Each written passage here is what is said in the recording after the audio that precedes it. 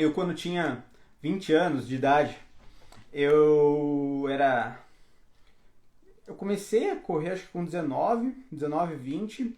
Eu comecei a correr provas de 10 quilômetros aqui em Curitiba. Eu fiz a 10 quilômetros da maratona de Curitiba em 2009. Aí em 2010 eu corri algumas provas de 5 e 10 quilômetros aqui em Curitiba. E eu em 2011 acabei me mudando para Portugal. Fui estudar lá, fui estudar um ano um ano de ciências do desporto em Portugal. E eu fui fazer uma prova de corrida em montanha, que eu tinha trabalhado em corrida em montanha aqui no Brasil. E eu falei, agora eu não preciso trabalhar, estou aqui em Portugal, vou participar para ver como é. Era uma prova de 12 quilômetros, era algo que eu estava acostumado a fazer, né? Eu pensei que ia demorar aí mais ou menos uma hora para concluir a prova de 12 quilômetros. O que aconteceu?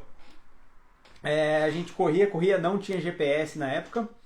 Corria, nós deu 1h10, deu 1h20, deu 1h30, não chegava nunca. Deu, nossa, tipo, tá errado, a gente tá no caminho errado, mas tinha as fitas marcando o caminho correto. E caramba, né?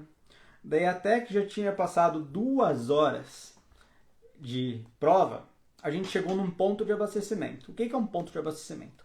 É um local onde tem água, tem uma frutinha, tem uma coisa para os atletas se abastecerem, né? Se alimentarem durante a prova. E nesse ponto de abastecimento, eu cheguei lá e tinha alguns corredores perdidos comigo também, né?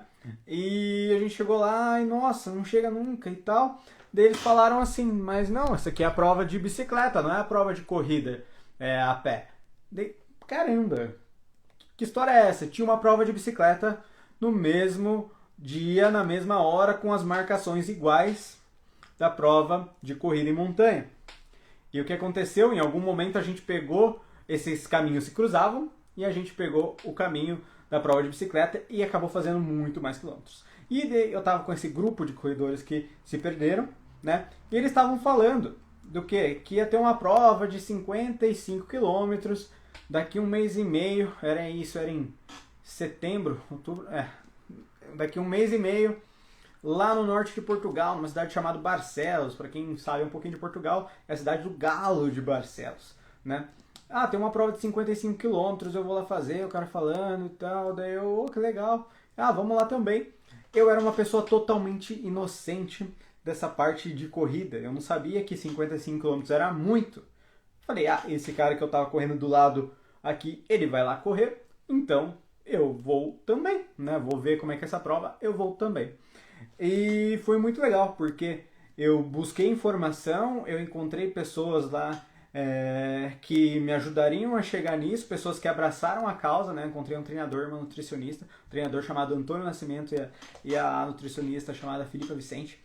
E eles me ajudaram, eles abraçaram, não, vamos lá, vamos alcançar esta prova, né? E 1 mês e meio, para quem nunca tinha corrido mais que 12 quilômetros, foi fazer uma prova de 55 quilômetros. Fui lá e fiz a prova de montanha, 55 quilômetros de montanha, em 8h30. Mais ou menos isso. E, bom, só a história dessa prova, ela serve para uma live, mas eu fiz em 8h30, uma ultramaratona. Eu nunca tinha corrido mais que 12 quilômetros.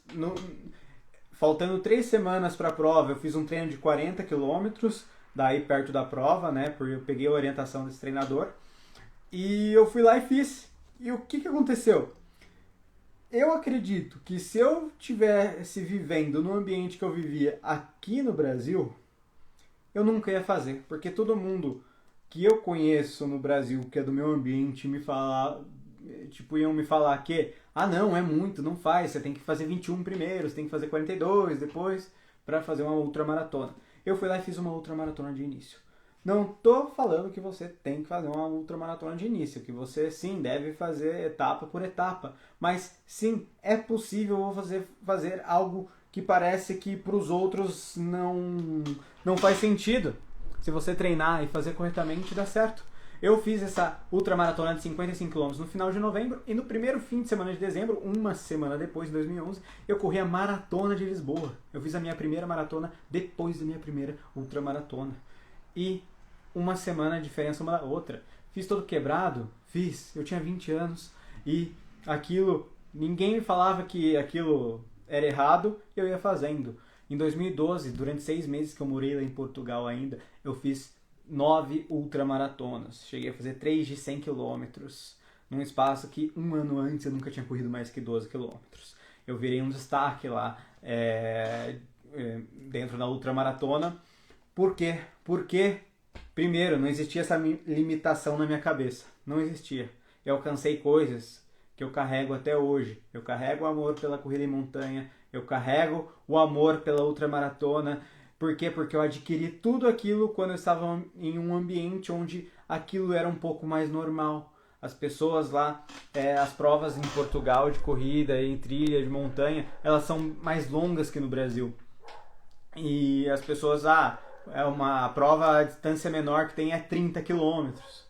E aqui no Brasil, 30 quilômetros muitas vezes é a mais longa. Então lá a cultura é diferente e fazia com que aquele ambiente te levasse a fazer distâncias maiores. Eu comecei a andar com pessoas muito loucas aí que faziam 100, 200 quilômetros e aquilo se tornou normal. Então, tá falando aqui da limitação. Ela é totalmente mental, né? A limitação, ela acaba sendo mental, muitas vezes por a gente ouvir outras pessoas, especialistas que acabam falando que não é interessante, ou pessoas até que não entendem muito, mas acabam falando que não é interessante fazer isso, ou às vezes a nossa cabeça, em algum momento a gente viu que isso é demais, né? Fazer uma maratona é demais, e acaba não fazendo.